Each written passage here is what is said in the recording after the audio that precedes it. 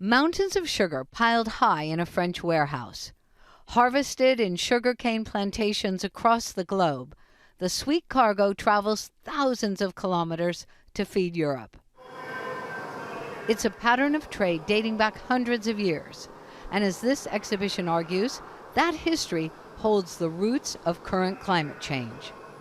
We Are History challenges visitors to take a different perspective, to go back in time to when European nations colonized much of the world, extracting natural resources, forcing millions into slavery, and setting up the plantation system.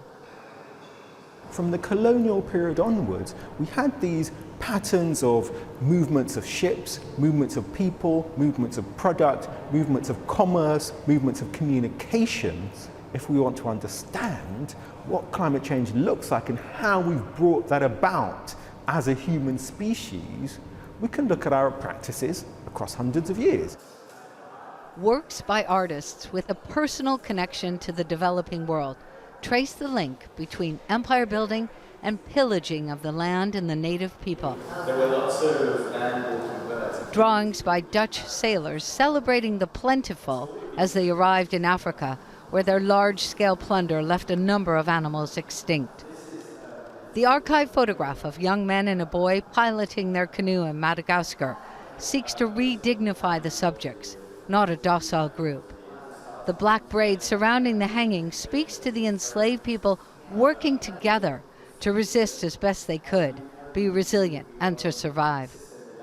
We stand as a testament to that survival.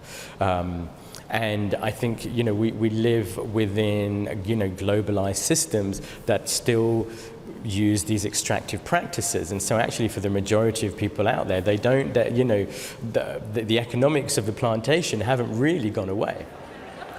The show is in a colonial-era building.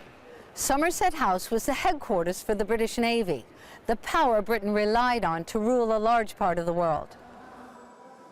The global trade patterns of that empire persist. Poorly paid factory workers in the developing world providing cheap goods to consumers in the north. Jessica Baldwin, Al Jazeera, London.